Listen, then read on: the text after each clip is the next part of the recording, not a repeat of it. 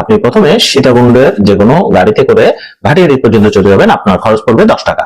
এরপরে ভাটিয়ারিতে এরকম কিছু চাঁদের গাড়ি রয়েছে যেগুলো হাটহাজারী পর্যন্ত যাবে, আপনার থেকে ভাড়া নেবে 25 টাকা।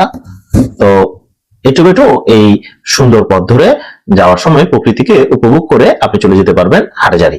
হাটহাজারীতে গিয়েই যেখানে নামবেন সেখান থেকে কিছু সিএনজি পাওয়া যায়, সেই সিএনজি কিংবা বাসে আপনার ভাড়া নিবে নন্দীরহাট পর্যন্ত 10 টাকা বা 15 টাকা।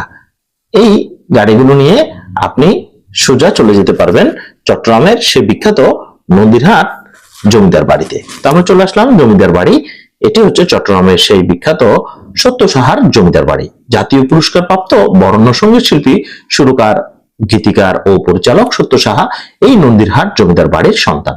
এই জমিদারি বংশে সত্য সাহার জন্ম হয় 1934 সালে। জমিদার লক্ষ্মীচরণ সাহার এই বাড়িটি নির্মাণ হয় 1890 সালে। উনি এবং ওনার অপর দুই ভাই মিলে এই এলাকার জমিদারি সূচনা করেন।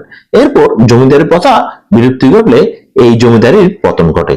সেই সময় জমিদার বংশের লোকেরা বিলাসী জীবন যাপন করতেন।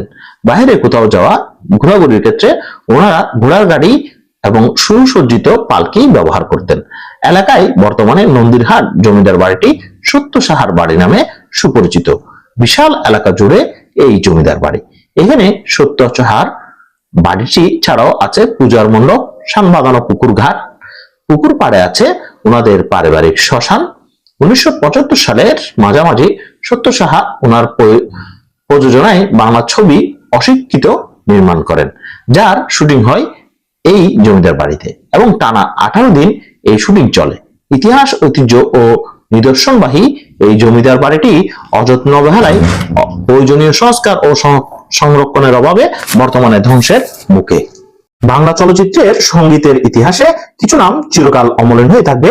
তাদের একজন হলেন সত্য সাহা। সত্য সাহার জন্ম 1934 সালের 25শে ডিসেম্বর ফতেহাবাদ গ্রামে। তার পিতা ছিলেন প্রসন্ন কুমার সাহা। ছোটবেলা থেকে তিনি ছিলেন সুরের সাধক।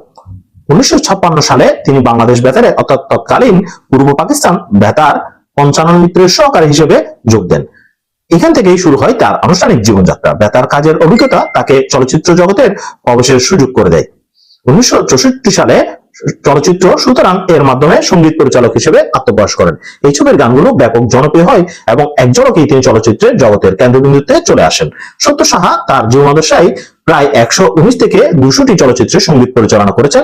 শুধু তাই নয়, তিনি তার প্রায় 20টি চলচ্চিত্র প্রযোজনাতে যুক্ত ছিলেন। তার সুরক্ষিত গানগুলোর মাঝে অনেকগুলোই আজ মানুষের মুখে মুখে ফেরে। জনপ্রিয় কিছু গান হলো